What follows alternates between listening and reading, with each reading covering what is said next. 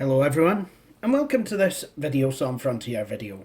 My name is Jay Whitefield, and today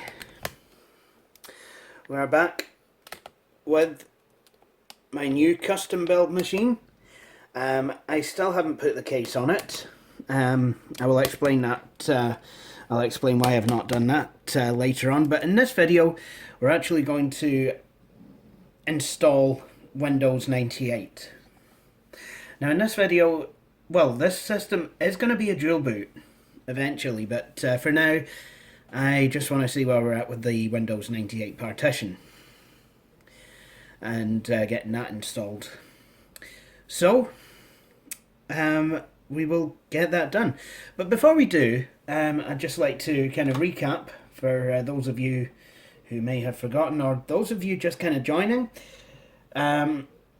this particular series of videos. This is a system that I built. It's kind of a dream Pentium 3 custom build.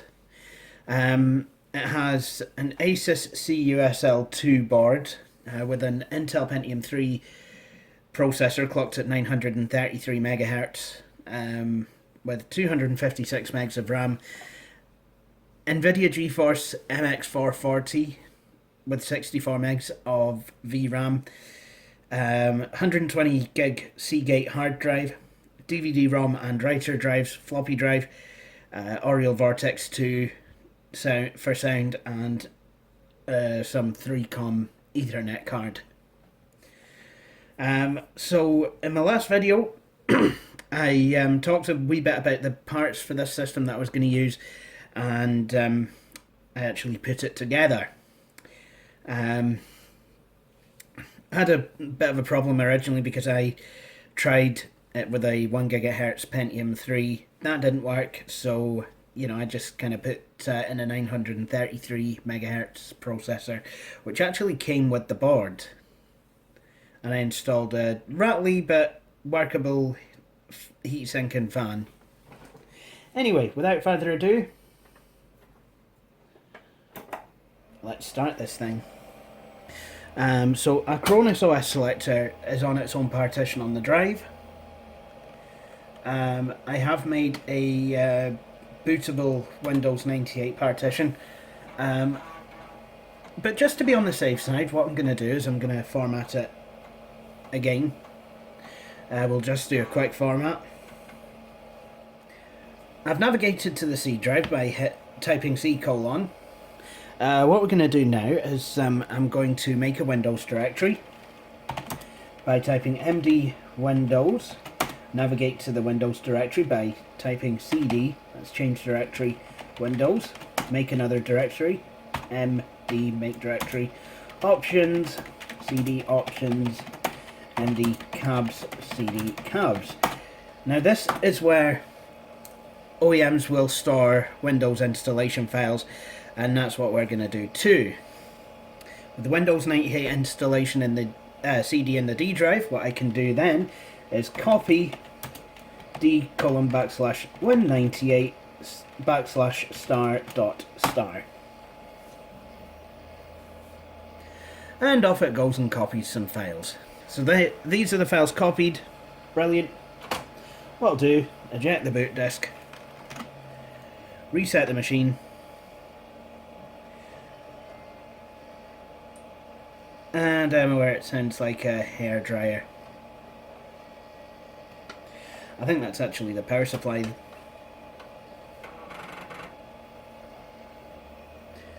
Alright, let's go into the DOS 7.1 install we created.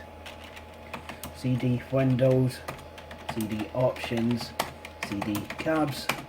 And now what we'll do is we'll start Windows 98 setup.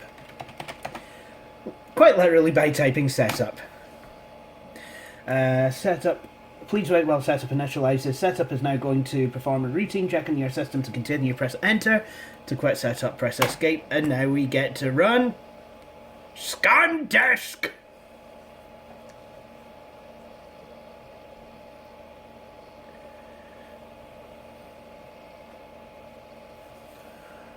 Oh no, that wasn't supposed to happen.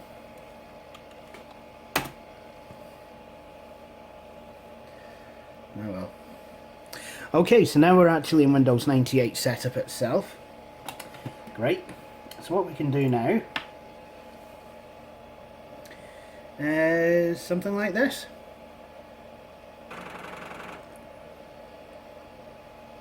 Now, we've already made a Windows directory and filled it full of files. Well, a directory full of another directory full of files.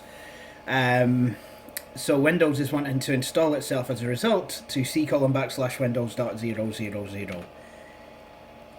We don't want that. To be honest, I'm actually quite offended that it would even suggest such a thing.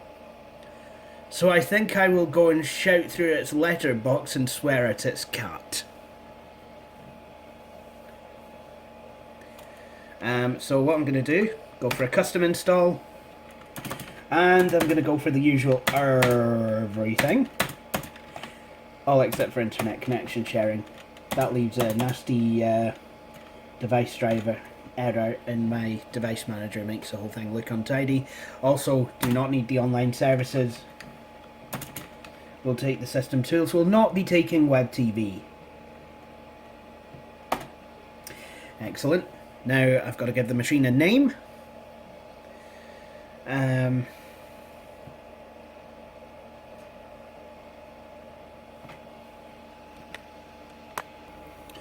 Okay, so I've got a name for this system. The Scottish War Machine. Now, some of you will be like, oh. And others will be like, but Jay, I thought you were a member of CND. Well, I am. Scottish CND. Don't like wars. Which is why the Scottish War Machine would be a computer. You know, it's quite funny because I've often said that the best way to resolve a conflict would be fragfesting someone on a retro computer game. So, in essence, I'm right. This would be the perfect war machine. So, that said, time to change the system locale, ironically, to British. Of course, Windows 98 is not going to get an update for when Scotland becomes independent. Unless someone were to write such an update.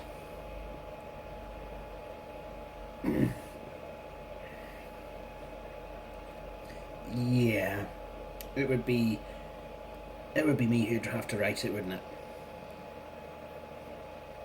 So, I'm just going to sit and enjoy this cup of tea while Windows 98 installs. And when it's finished, I will come back to you all. So now we're at the final part of setup. I did install a new CMOS battery in this machine. The old one was dead. The date is October the 25th, 2016, at the time of recording. And it's about 12:05, I want to say. Yep, that seems to be the time on my watch as well. So that's good. And now to set the clock to Greenwich Mean Time.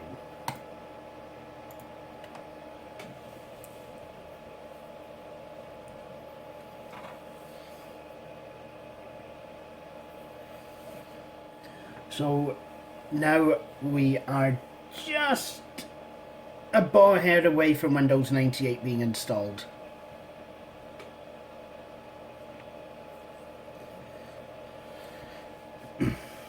Very, very nearly. Good if it would. Keep trying. Keep going.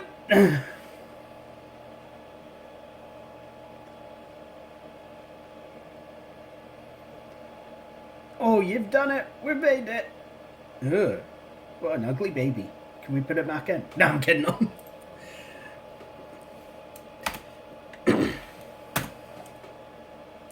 Okay, now, installing Windows 98 has rewritten the boot sector, which has disarmed Acronis OS selector. So I have the installation diskette in the floppy drive, and what's going to happen now is I'm going to reactivate it.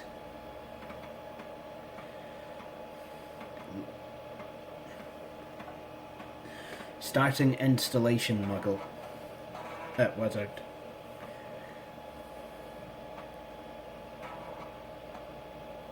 Right, okay, here we are. So, you know, once again, I just want to go next. Do I agree? Yep. Type A for activate. Next. Acronis OS selector has been activated successfully. Remember to remove the installation media. Now, when I say this has been activated, I don't mean over the telephone or the internet, you know, like speaking to a server to confirm that it's a genuine copy or whatever. I literally mean the boot sector has been rewritten so that it will boot to Acronis OS selector, which it has done now. Now this DOS 7.1 system, we can actually go ahead and delete it. We don't need it anymore. Spare. So that's what we'll do. Probably only kind of delete stuff in here if you know what you're doing. You could lose your operating system and any work or data that's kind of stored within it. But I should be okay here. Got Windows 98 and Windows 98 command prompt.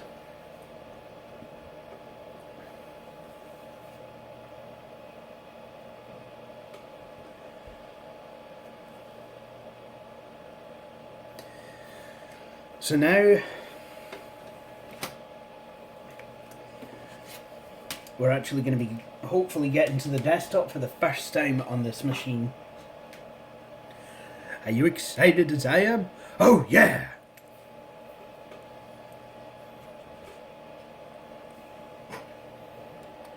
Okay, that sounds fine. Certainly seems to have picked up the network card and the monitor.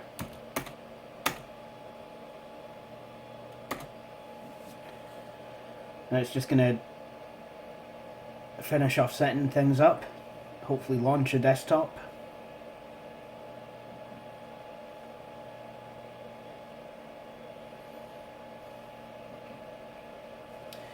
And there we are. Now we are in 16 colours at the moment because the video driver has yet to be installed. So what I will do is, well, I'll go to my network, and I think what I can do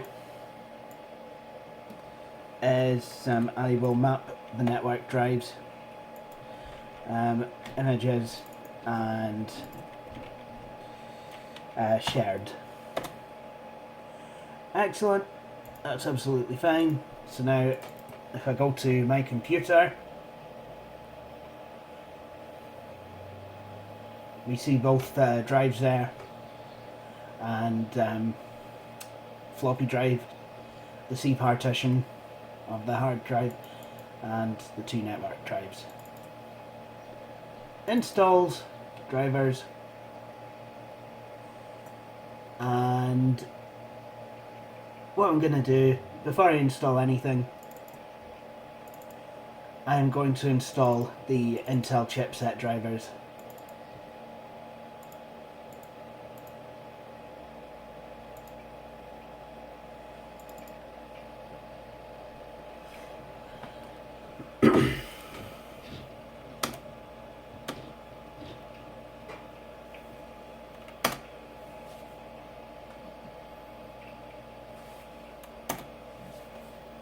Okay, that's that done. So I will let the machine restart and I'll be right back. And we're back. So now 500,000 different things are going to be installed.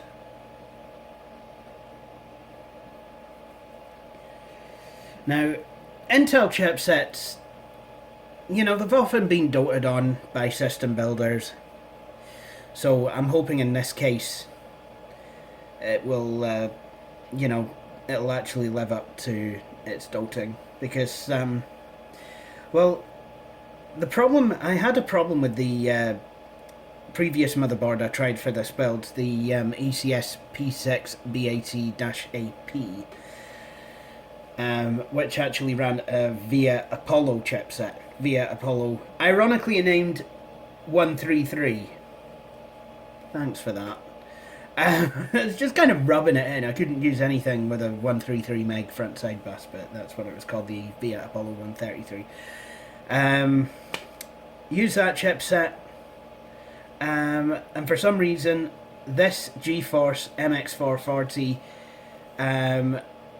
if it tried to render anything and using DirectX 7, Direct3D 7 or Direct3D 8, it would cause the image on screen to kind of bounce a bit and the aspect ratio to get screwed up and yeah.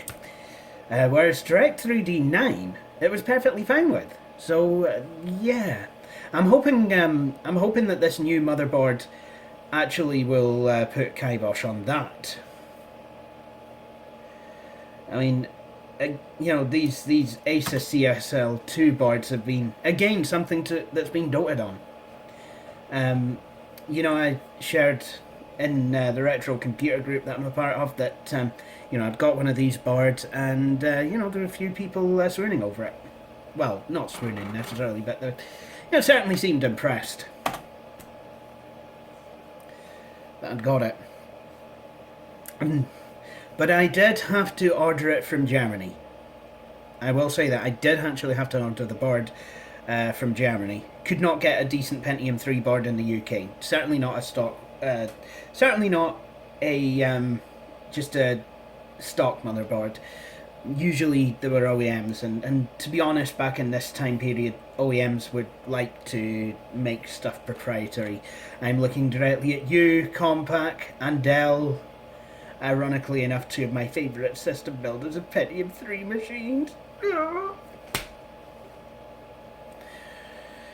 Okay, so now we have the chipset drivers installed.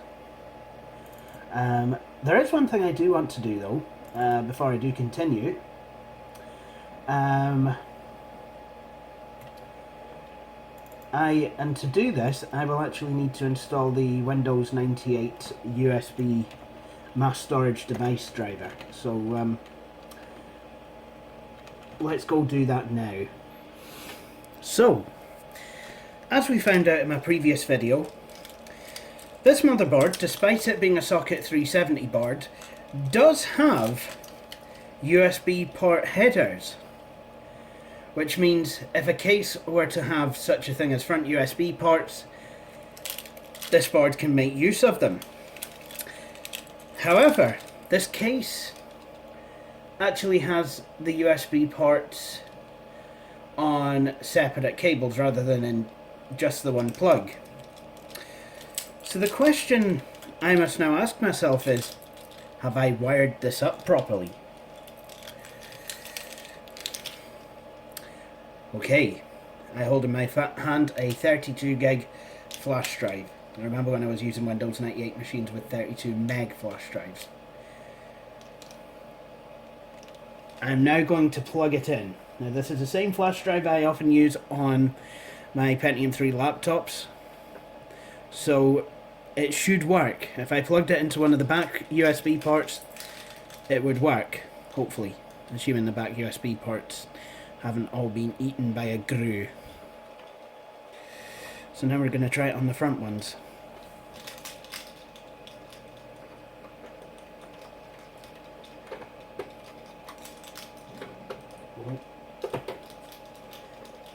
I want to try the bottom one first. Ooh!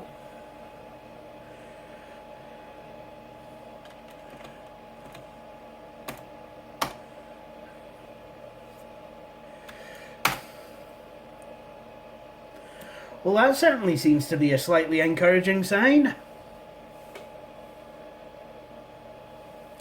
USB disk. Has it worked?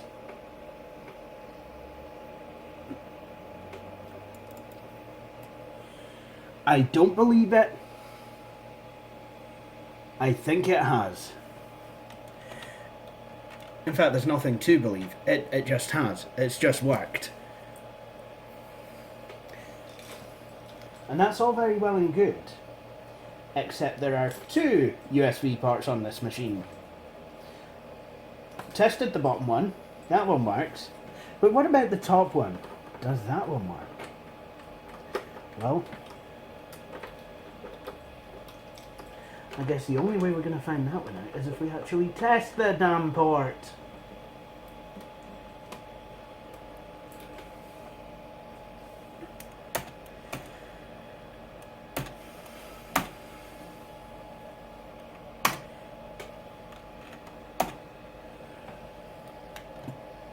Freecom data bar USB 2 disk drive. Yep, this one works as well. So the front USB ports have been properly connected to the main board. I think that is just absolutely brilliant. Okay, that's one off of the tech list. But I still want to install the video driver, you know, just to double check that everything is tickety-boo. Oof! Now this is very flickery. So what I'm going to do, actually, just while I'm filming, I usually do this with this monitor anyway. I'm actually going to drop the refresh rate down to 60. But before I do that, I do actually want to run the DirectX test, you know, because I am quite anxious to get that run. Well, this is a lot later now. A lot later. Turns out I was actually getting the same kind of issues with the GeForce 4 as I, you know, had before. So I was looking through my drawers, you know, spare cards, and it turns out I had a GeForce 2 MX somewhere, so I basically thrown that in and used a driver that from the Dell Dimension 4100 Resource CD to actually get it going. And, well, let me show you the results.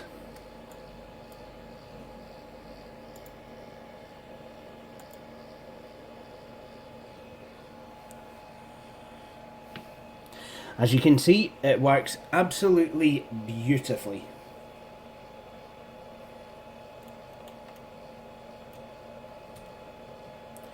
So that was DirectX 7. Now we're doing DirectX 8. And in a minute or two, I'm going to be doing DirectX 9. Sorry, this. I know that the image is, you know, obviously due to the focusing and what have you.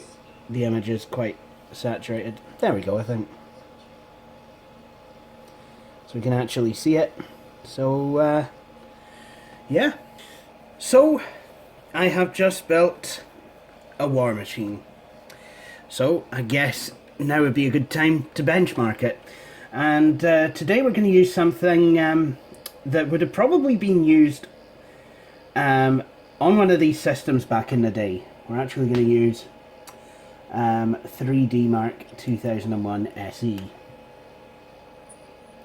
Although, I guess technically speaking, this system would have been more year 2000. But I mean, obviously, there's a lot of systems from 2001 that, you know, would have been configured like this one is. Okay, so I guess we just want to benchmark the system. Okay, game 1 car chase, low detail.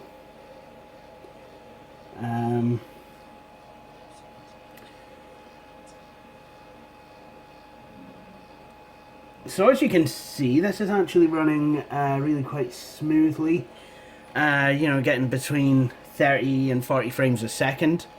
Bearing in mind though that this is low quality. Oh, that wasn't good. Car chase, high detail. I can imagine this is gonna... Yeah. It's gonna take some time. Okay, so... oh, yeah. So you can definitely tell. You can actually definitely tell that definite frame rate drop here. Yeah. Unfortunately, the GeForce 2 is not necessarily the best card. Unfortunately. Yeah, it just isn't.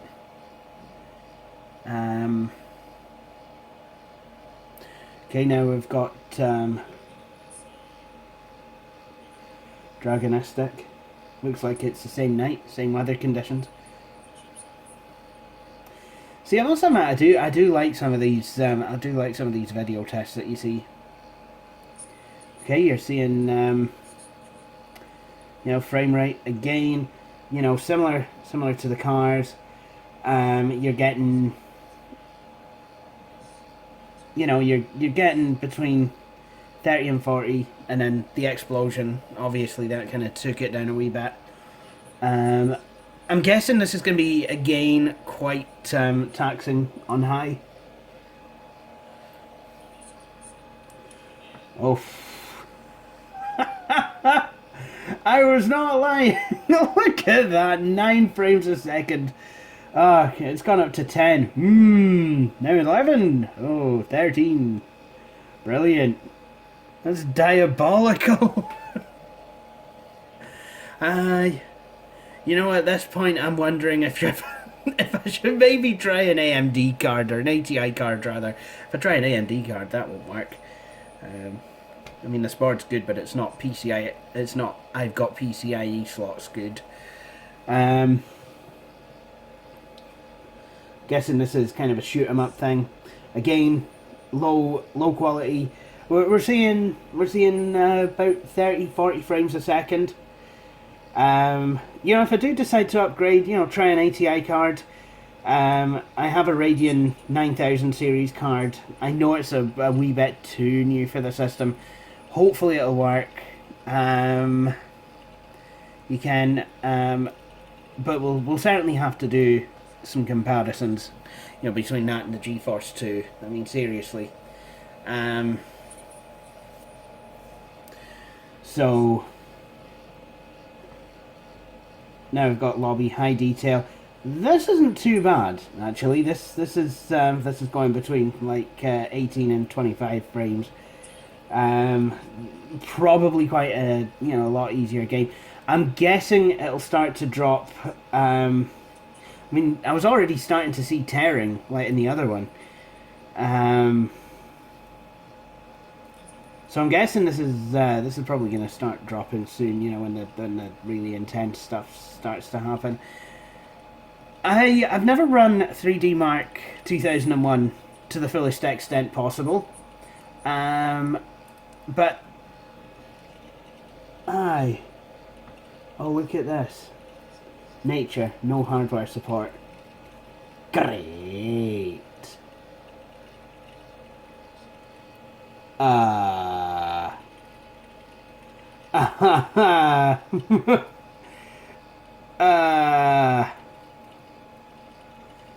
That worked really well, didn't it? Yeah. 1024 by 768. Oh, okay. It's still pictures, but it's now at least moving a wee bit faster. I think frames per second can be used rather than seconds per frame.